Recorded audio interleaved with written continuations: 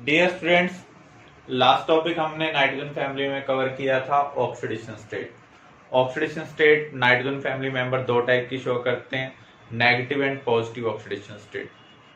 कोई भी element negative oxidation state तभी शो करता है जब या तो वो मेटल के साथ कनेक्टेड हो या फिर वो हाइड्रोजन के साथ बॉन्ड बना रहा हो। जो ग्रुप 15 एलिमेंट है वो हाइड्रोजन से मोर इलेक्ट्रोनेगेटिव है, इसलिए वो कौन सी ऑक्सीडेशन स्टेट शो करेंगे?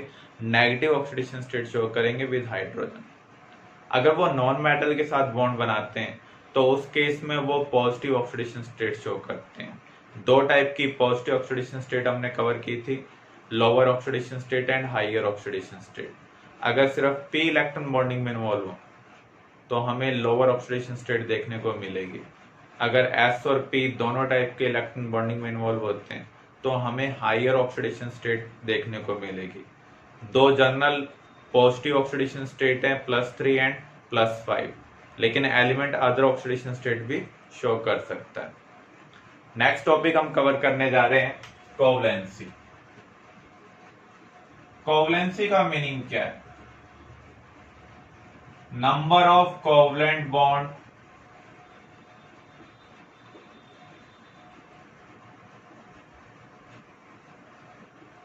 formed by an atom. For example, ammonia में नाइट्रोजन कितने बॉन्ड बना रहा है? 3, तो इसकी कोवलेंसी क्या होगी? 3 होगी। मैक्सिमम कोवलेंसी ऑफ नाइट्रोजन कितनी है? नाइट्रोजन मैक्सिमम कोवलेंसी क्या शो कर सकता है? 4। लेकिन जो अदर मेंबर हैं वो कोवलेंसी ग्रेटर देन 4 भी शो कर सकते हैं। इसका रीजन क्या है? नाइट्रोजन के पास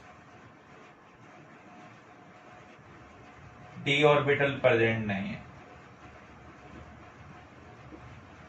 नाइट्रोजन के आउटरमोस्ट शेल में भी 5 इलेक्ट्रॉन है, अदर मेंबर के आउटरमोस्ट शेल में भी 5 इलेक्ट्रॉन है, लेकिन नाइट्रोजन के पास डी ऑर्बिटल प्रेजेंट नहीं है। अगर हम आउटरमोस्ट शेल कॉन्फ़िगरेशन को देखें, नाइट्रोजन का ग्राउंड स्टेट कॉन्फ़िगरेशन क्या है? 2s2 2p3। तो यहां पर 3 अनपेड इलेक्ट्रॉन है। अनपेड इलेक्ट्रॉन किस में इन्वॉल्व होते हैं? कोवलेंट बॉन्डिंग में। नाइट्रोजन के पास एक लोन पेयर भी है, तो ये कोऑर्डिनेट बॉन्ड में इन्वॉल्व हो सकता है। अमोनियम आयन में नाइट्रोजन 3 कोवलेंट बॉन्ड बना रहा है हाइड्रोजन के साथ और एक कोऑर्डिनेट बॉन्ड, तो यहां पर इसकी जो कोवलेंसी है वो क्या है? 4। अगर हम PCl5 को कंसिडर करें, ग्राउंड स्टेट कॉन्फ़िगरेशन को अगर हम देखें,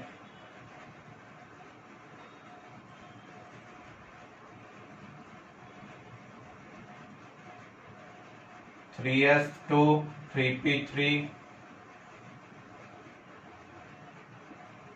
3d0, ये ग्राउंड स्टेट कॉन्फ़िगरेशन है। ग्राउंड स्टेट में ये सिर्फ 3 बॉन्ड बनाएगा और एक कोऑर्डिनेट बॉन्ड भी बना सकता है। लेकिन अगर हम ड्यूरिंग रिएक्शन इसको एनर्जी प्रोवाइड करते हैं तो 3s वाला जो पेड इलेक्ट्रॉन है वो क्या हो सकता है? अनपेड हो सकता है, बाय प्रमोशन 3d में शिफ्ट हो सकता है। तो यहाँ पर कितने अनपेड इलेक्ट्रॉन है? 5 अनपेड इलेक्ट्रॉन है, तो यहाँ पर ये 5 कोवलेंट बॉन्ड बना सकता है। तो PCl5 में कोवलेंसी ऑफ फास्फोरस क्या है? 5 है। तो अदर मेंबर के पास वैकेंट डी ऑर्बिटल प्रेजेंट है, जिससे वो फर्दर बॉन्डिंग में इन्वॉल्व हो सकते हैं। जो पेड इलेक्ट्रॉन है वो प्रमोट होकर क्या हो सकते हैं? अनपेड हो सकते हैं। तो जितने ज्यादा अनपेड इलेक्ट्रॉन होंगे उतने ज्यादा बॉन्ड बनेंगे। तो अदर मेंबर कोवलेंसी ग्रेटर देन 5 भी शो कर सकते हैं। PCl6 नेगेटिव को अगर हम देखें, फास्फोरस के पास 5 अनपेड इलेक्ट्रॉन है एक्साइटेड स्टेट में, तो 5 तो कोवलेंट बॉन्ड बनेंगे। अब देखो फास्फोरस के पास वैकेंट ऑर्बिटल भी है, Cl नेगेटिव के पास क्या है, फुली फिल्ड ऑर्बिटल है। तो वैकेंट ऑर्बिटल और फुली फिल्ड ऑर्बिटल ओवरलैप कर कर क्या बना सकते हैं, कोऑर्डिनेट बॉन्ड बना सकते हैं। तो यहां पर जो कोवलेंसी है फास्फोरस की वो क्या है, 6 है। क्लियर। इन N2O5 हमें ऑक्सीडेशन स्टेट बतानी है किसकी, नाइट्रोजन की, और कोवलेंसी बतानी है नाइट्रोजन की। तो इसके लिए हमें स्ट्रक्चर बनानी आनी चाहिए। NP-NR आपने केमिकल बॉन्डिंग में पढ़ा होगा। NP का मीनिंग क्या है, total number of electrons present in outermost shell. तो यहां पर इसके आउटरमोस्ट शेल में कितने इलेक्ट्रॉन है, नाइट्रोजन के आउटरमोस्ट शेल में 5 है, और नाइट्रोजन कितने हैं, 2। ऑक्सीजन 5 है, और ऑक्सीजन के आउटरमोस्ट शेल में कितने इलेक्ट्रॉन है, 6। तो यहां पर अगर आप देखें 40 इलेक्ट्रॉन आउटरमोस्ट शेल में प्रेजेंट है। और आपको पता है कोई भी एलिमेंट बॉन्डिंग में पार्टिसिपेट क्यों करता है, ताकि उसकी आउटरमोस्ट शेल कंप्लीट हो जाए, नियरेस्ट नोबल गैस कॉन्फिगरेशन मिल जाए। तो आउटरमोस्ट शेल में कितने इलेक्ट्रॉन होने चाहिए, 8 इलेक्ट्रॉन होने चाहिए। तो यहां पर कितने एलिमेंट है जिनका ऑक्टेट कंप्लीट होना चाहिए, 7 एलिमेंट है। तो 7 इंटू 8 56। हाइड्रोजन ड्यूप्लेट कंप्लीट करता है, अदर एलिमेंट के लिए ऑक्टेट कंप्लीट होना चाहिए। तो नंबर ऑफ बॉन्ड्स कितने बनेंगे, NR माइनस NP बाय 2। ये जो मेथड है सिर्फ उन्हीं के लिए एप्लीकेबल है जो अप टू सेकंड पीरियड तक बिलोंग करते हैं। अदर के लिए अगर आप इसका यूज करेंगे तो आपको करेक्ट स्ट्रक्चर नहीं मिलेगी। तो यहां पर 56 माइनस 40 बाय 2, तो यहां पर हमें टोटल कितने बॉन्ड बनाने हैं, 8 बॉन्ड बनाने हैं। अब आप देखें इन N2O5 जो नाइट्रोजन है वो लेस इलेक्ट्रोनेगेटिव है इन कंपेरिजन टू ऑक्सीजन, इसलिए हम नाइट्रोजन को यहां पर क्या लेंगे, सेंट्रल एटम, और ऑक्सीजन को surrounding.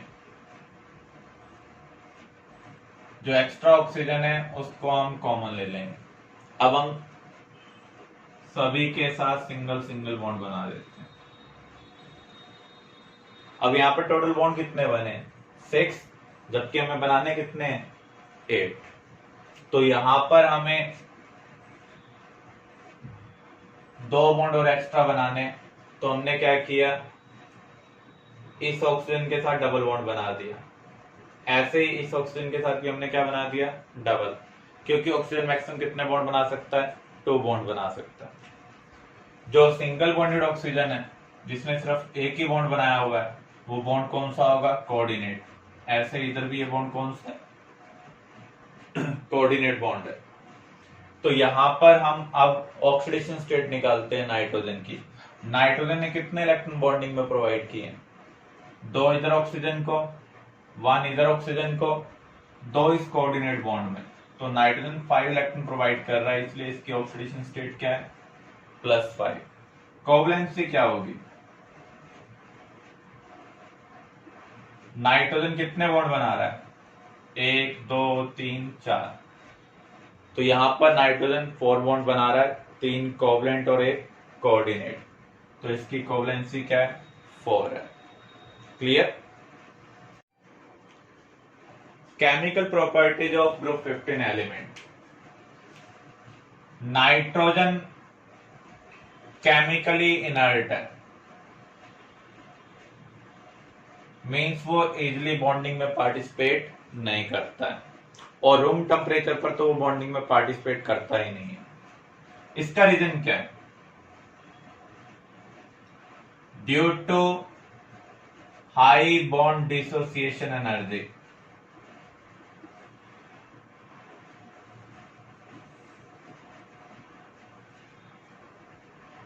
Of nitrogen nitrogen triple bond.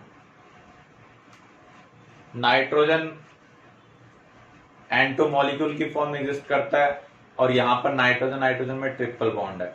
इस बॉन्ड को ब्रेक करने के लिए बहुत ज्यादा एनर्जी चाहिए जो हम रूम टेम्परेचर पर प्रोवाइड नहीं कर सकते, इसलिए नाइट्रोजन केमिकल रिएक्शन में पार्टिसिपेट नहीं करता।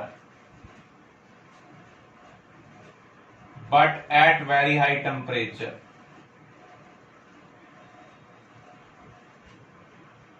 it react with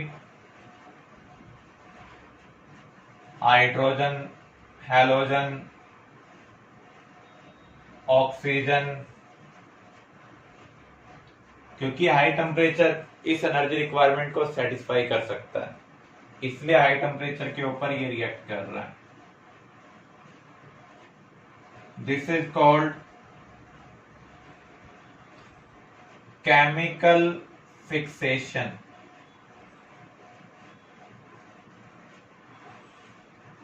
of nitrogen. तो यहां पर हमने नाइट्रोजन को फोर्स कर दिया है केमिकल रिएक्शन में पार्टिसिपेट करने के लिए बाय प्रोवाइडिंग हाई एनर्जी। तो यहां पर हम एक तरीके से फिक्सिंग कर रहे हैं, इसलिए इसको क्या बोला जा रहा है, chemical fixation of nitrogen.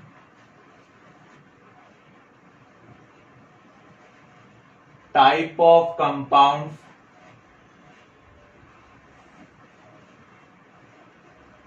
First हम कवर कर रहे हैं हाइड्राइड।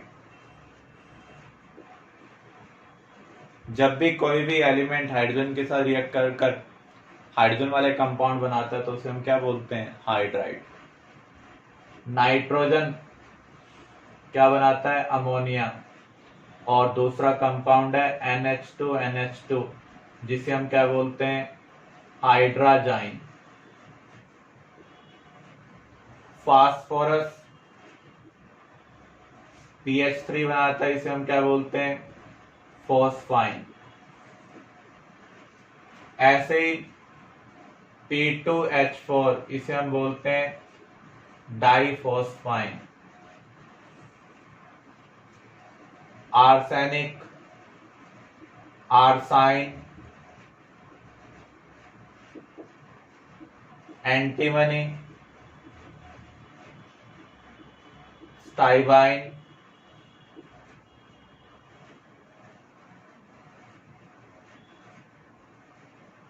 बिस्मुथ,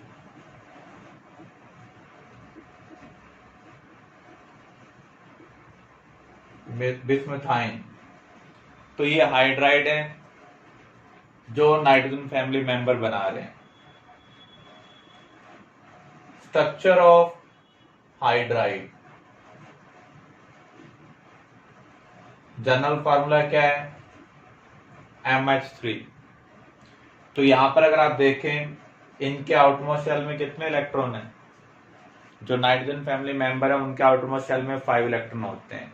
यहां पर उन्होंने 3 इलेक्ट्रॉन तो हाइड्रोजन के साथ शेयर कर लिए, बचे हुए 2 इलेक्ट्रॉन लोन पेयर की तरह बिहेव करेंगे। तो इसका मीनिंग यहां पर 3 बॉन्ड पेयर है, 1 लोन पेयर है। अगर हम वेस्पर का यूज करें, valence shell electron pair repulsion theory, तो इसकी ज्योमेट्री क्या होगी, 3 बॉन्ड पेयर, एक लोन पेयर, तो इसकी ज्योमेट्री होगी पिरामिडल, या फिर हम कह सकते हैं डिस्टॉर्टेड टेट्राहेड्रल। M को हम यहां पर सेंट्रल एटम ले लें, तो इसके अराउंड तो 3 बॉन्ड पेयर है और एक क्या है, लोन पेयर है। लोन पेयर को हम ज्योमेट्री का पार्ट कंसिडर नहीं करते हैं। अगर आप रिमेनिंग पार्ट को कंसिडर करें तो आपको एक पिरामिड का पैटर्न मिलेगा। तो यहाँ पर जो पिरामिड का बेस है वो ट्रायंगुलर है, इसलिए हम इसको ट्राइगोनल पिरामिडल भी बोल देते हैं। क्लियर? प्रिपरेशन, किसी भी हाइड्राइड को हम प्रिपेयर कैसे कर सकते हैं। फॉर एग्जाम्पल हमें अमोनिया प्रिपेयर करना है, तो अमोनिया हम कैसे प्रिपेयर कर सकते हैं? कोई भी अमोनियम साल्ट है आपके पास, जैसे अमोनियम क्लोराइड, इसको हम स्ट्रॉन्ग बेस के साथ हीट करेंगे तो स्ट्रॉन्ग बेस वीक बेस को उसके साल्ट में से क्या कर देगा? डिस्प्लेस कर देगा।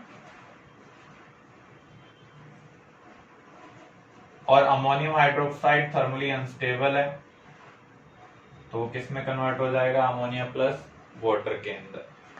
तो जब भी आप किसी भी साल्ट को स्ट्रॉन्ग बेस के साथ ट्रीट करते हैं तो स्ट्रॉन्ग बेस वीक बेस को उसके साल्ट में से क्या करता है?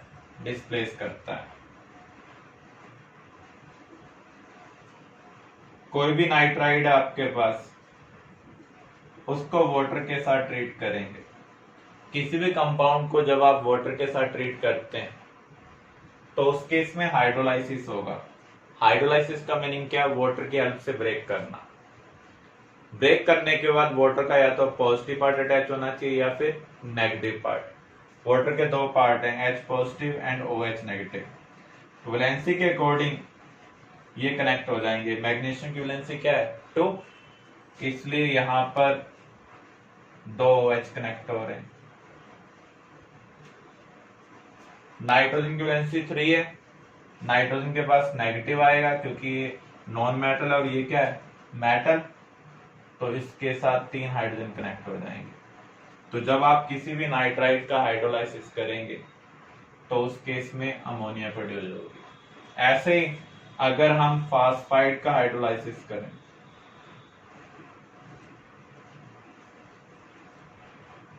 कैल्शियम डाइवेलेंट है, तो इसके साथ वाटर का नेगेटिव पार्ट आएगा क्योंकि ये मेटल है। फास्फोरस की वैलेंसी 3 है, तो यहां पर आपको क्या मिल रहा है? PH3। जो अदर हैं उनके लिए हम जिंक साल्ट का यूज करते हैं। जिंक साल्ट को जब आप वाटर के साथ ट्रीट करेंगे, जिंक हाइड्रोक्साइड बनेगा और अदर हाइड्राइड आपको मिल जाएंगे।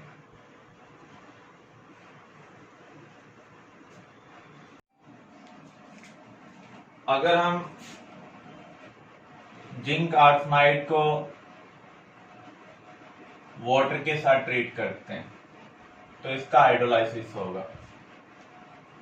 क्या मिलेगा आपको? जिंक हाइड्रोक्साइड प्लस में आर्साइन।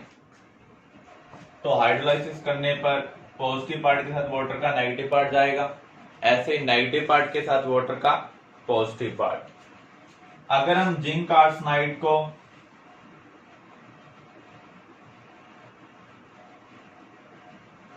मिनरल एसिड के साथ ट्रीट करते हैं, जब भी आप किसी भी साल्ट को मिनरल एसिड के साथ ट्रीट करते हैं तो स्ट्रॉन्ग एसिड वीक एसिड को उसके साल्ट में से क्या कर देगा? डिस्प्लेस कर देगा।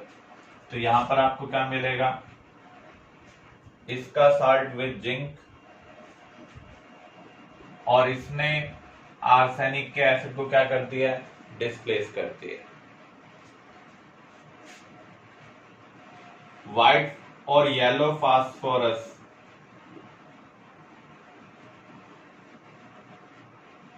इसको हम अगर अल्कलाइन मीडियम में हीट करते हैं तो ये कन्वर्ट हो जाता है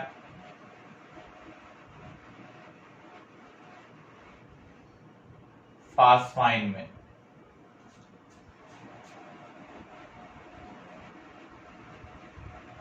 तो फास्फोरस से भी हम फास्फाइन बना सकते हैं। तो यहां पर हम व्हाइट और येलो फास्फोरस को बेसिक मीडियम में हीट कर रहे हैं, तो यहां पर फास्फोरस का ऑक्सीडेशन भी हो रहा है और रिडक्शन भी। P4 में फास्फोरस की ऑक्सीडेशन स्टेट क्या है? 0। यहां पर अगर हम देखें तो फास्फोरस की ऑक्सीडेशन स्टेट क्या है? +1 और यहां पर -3। अगर किसी रिएक्शन में सेम एलिमेंट का रिडक्शन भी हो, ऑक्सीडेशन भी हो, उसे हम क्या बोलते हैं? डिस्प्रोपोर्नेशन। तो ये रिएक्शन क्या है? डिस्प्रोपोर्नेशन। ये रिएक्शन आपको प्रिपेयर करने हैं। एग्जाम में इनडायरेक्ट क्वेश्चन भी आ सकते हैं। फास्फोरस की एक ऐसी रिएक्शन बताओ जिसमें फास्फोरस अंडरगोज डिस्प्रोपोर्नेशन। इसका मीनिंग फास्फोरस का रिडक्शन भी होना चाहिए और ऑक्सीडेशन भी होना चाहिए। तो इस तरीके से हम ग्रुप 15 के हाइड्राइड को प्रिपेयर कर सकते हैं।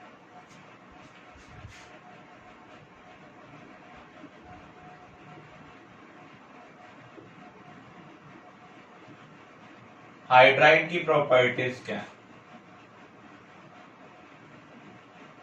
फर्स्ट हम कवर कर रहे हैं बॉन्ड एंगल। जब हम डाउन द ग्रुप मूव करेंगे बॉन्ड एंगल के ऊपर क्या इंपैक्ट आएगा? Down the group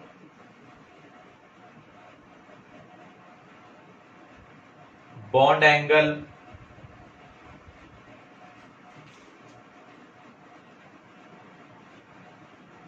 decreases as bond pair electron density decreases due to increase in size of central atom. For example, NH3 and PH3.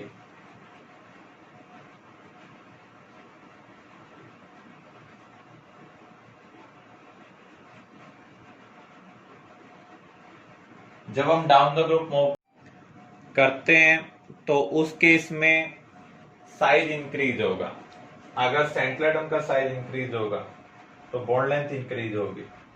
Bond length increase होने की वजह से जो इलेक्ट्रॉन पेयर डेंसिटी है बॉन्ड की वो decrease होगी। जिन bond की इलेक्ट्रॉन पेयर डेंसिटी कम होती है वो एक दूसरे को कम रिपेल करते हैं, इसका मीनिंग वो क्लोजर आ सकते हैं।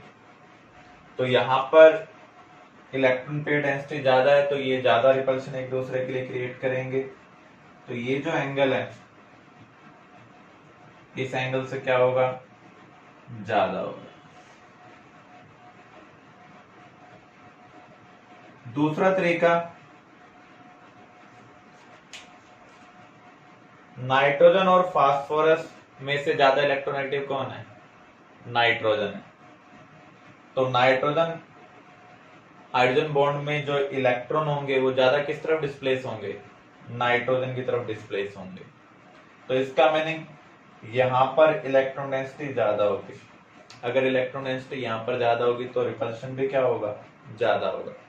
इस केस में इलेक्ट्रोनेगेटिविटी कम होने की वजह से ये हाइड्रोजन से कम इलेक्ट्रॉन अपनी तरफ खींचेगा। तो यहां पर जो इलेक्ट्रॉन डेंसिटी है वो कंपेरेटिवली कम है तो रिपल्शन भी क्या होगा? कम होगा। अगर रिपल्शन कम होगा तो बॉन्ड क्लोजर होंगे, एंगल क्या होगा? कम होगा। बॉन्ड एंगल का मीनिंग क्या है? बॉन्ड्स के बीच में जो एंगल होगा उसे हम क्या बोलते हैं? Bond angle. Next characteristics, Lewis base character.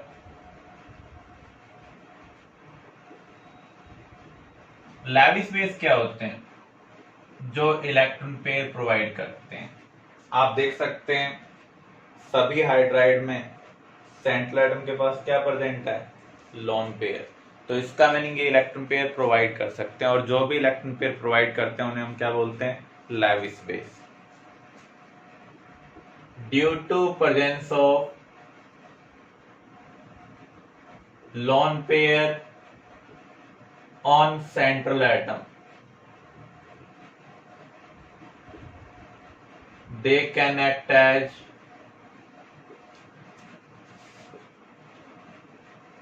Lewis base. जो लेविस बेस की स्ट्रेंथ है वो किसके ऊपर डिपेंड करती है? जितनी ज्यादा लोन पेयर डेंसिटी होगी उतना इजिली वो इलेक्ट्रॉन प्रोवाइड करेगा, उतना ज्यादा लेविस बेस कैरेक्टर होगा। और लोन पेयर डेंसिटी किसके ऊपर डिपेंड करेगी? Inversely proportional to size. अगर हम डाउन द ग्रुप मूव करते हैं तो सेंट्रल एटम का साइज क्या हो रहा है? इंक्रीज हो रहा है। तो लोन पेयर डेंसिटी क्या होगी? कम होगी। Down the group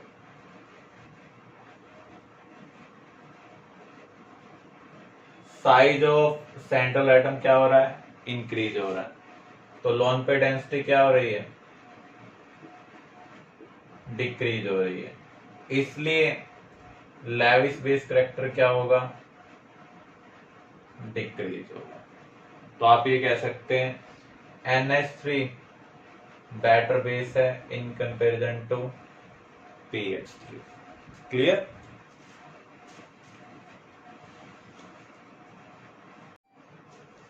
next characteristics, thermal stability.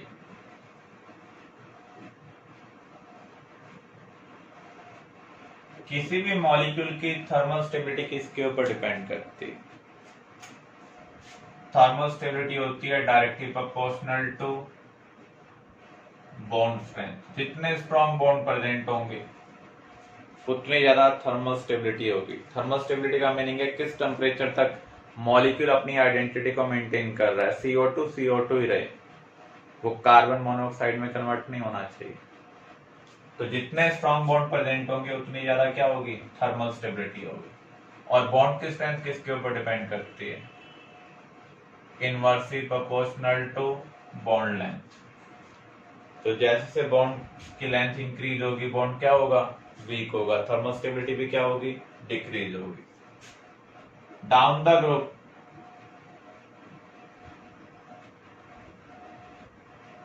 Size of central atom क्या हो रहा है, इंक्रीज। इसका मीनिंग जो बॉन्ड लेंथ है वो क्या होगी, इंक्रीज होगी। इसलिए जो थर्मल स्टेबिलिटी है वो डिक्रीज होगी। देखो डिफरेंस क्या आ रहा है, नाइट्रोजन की जगह फास्फोरस आ रहा है, फास्फोरस की जगह आर्सेनिक आ रहा है, बाकी सभी क्या है, हाइड्रोजन है। तो जब सेंट्रल एटम चेंज होगा तो साइज भी चेंज होगा। अगर सेंट्रल एटम का साइज इंक्रीज हो रहा है तो बॉन्ड लेंथ क्या होगी, इंक्रीज होगी। बॉन्ड तोड़ना आसान होगा तो थर्मोस्टेबिलिटी क्या होगी, डिक्रीज होगी।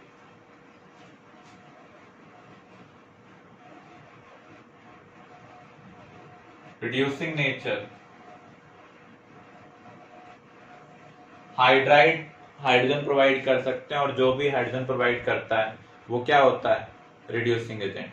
तो रिड्यूसिंग नेचर किसके ऊपर डिपेंड करेगा, इज टू प्रोवाइड हाइड्रोजन। जो जितना इजिली हाइड्रोजन प्रोवाइड करेगा उतना ज्यादा उसका रिड्यूसिंग नेचर होगा। इसका मीनिंग ये थर्मल स्टेबिलिटी के क्या है, inversely proportional.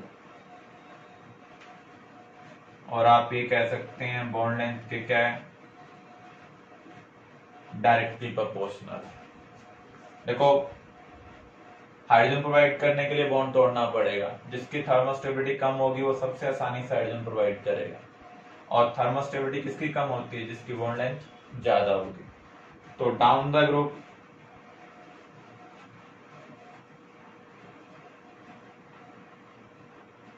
thermal stability decreases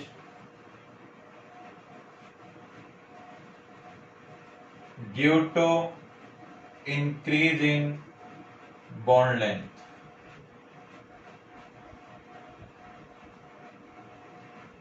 So is to provide hydrogen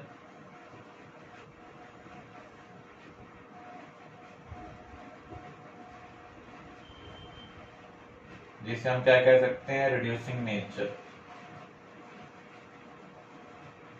increases. Clear?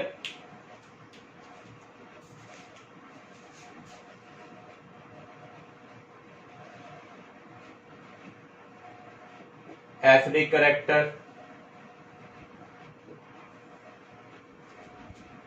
Down the group basic character क्या हो रहा है, डिक्रीज हो रहा है, तो एसिडिक करेक्टर क्या होगा, इंक्रीज होगा। तो एसिडिक करेक्टर क्या होगा, increase down the group. As central atom hydrogen bond become weaker, या फिर आप लेविस बेस करैक्टर से रिलेट करना चाहें, लेविस बेस करैक्टर डिक्रीज हो रहा है तो एसिटिक करैक्टर क्या होगा, इंक्रीज होगा।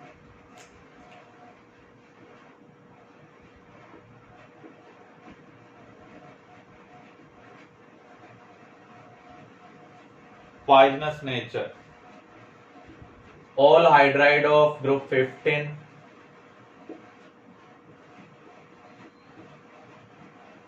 are poisonous in nature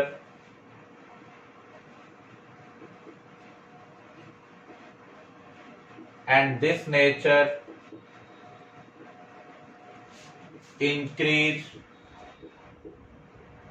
down the group। जो पॉइजनस नेचर है वो डाउन द ग्रुप क्या हो रहा है, इंक्रीज हो रहा है।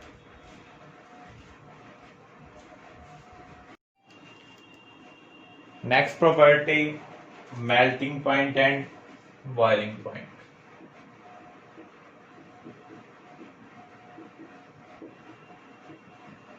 कोवलेंट कंपाउंड के केस में जो मेल्टिंग पॉइंट और बॉइलिंग पॉइंट है वो किसके ऊपर डिपेंड करता है, directly proportional to strength of intermolecular forces,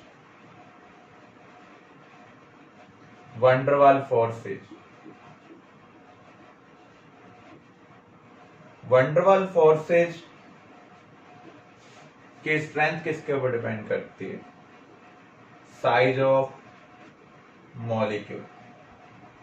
इसका मीनिंग जो हाइड्राइड है उनका मेल्टिंग पॉइंट और boiling point down the group क्या होना चाहिए, इंक्रीज होना चाहिए।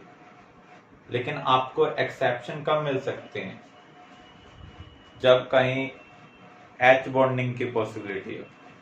जैसे NH3 और PH3 में से आप एक्सपेक्ट कर रहे हैं PH3 का मेल्टिंग पॉइंट और बॉइलिंग पॉइंट ज्यादा होना चाहिए क्योंकि इसका साइज बिगर है। लेकिन अगर आप ध्यान से देखें, अमोनिया में हाइड्रोजन किससे कनेक्टेड है, नाइट्रोजन से। अगर किसी मॉलिक्यूल में हाइड्रोजन नाइट्रोजन, ऑक्सीजन या फ्लोरीन से कनेक्टेड हो तो वहां पर इंटरमॉलिक्यूलर फोर्सेस क्या होते हैं, H बॉन्डिंग होते हैं। अगर साइज में बहुत ज्यादा डिफरेंस ना हो तो डोमिनेंट क्या होता है, H बॉन्डिंग। तो NH3 और PH3 में से बिगर PH3 है लेकिन इनके साइज में बहुत ज्यादा डिफरेंस नहीं है। यहाँ पर अट्रैक्टिव फोर्स कौन से हैं, H बॉन्डिंग। तो NH3 का मेल्टिंग पॉइंट और बॉइलिंग पॉइंट PH3 से क्या होना चाहिए, ज्यादा होना चाहिए। इस टाइप का क्वेश्चन आ सकता है, out of NH3 and PH3 किसका मेल्टिंग पॉइंट ज्यादा है। वैसे तो हमें यही सोचना है down the group covalent compound का जो मेल्टिंग पॉइंट है, बॉइलिंग पॉइंट है, वो क्या होता है, इंक्रीज होता है। लेकिन अगर किसी केस में H बॉन्डिंग आ जाए तो H बॉन्डिंग वाले का जो मेल्टिंग पॉइंट और बॉइलिंग पॉइंट होगा वो अदर से क्या होगा, ज्यादा होगा।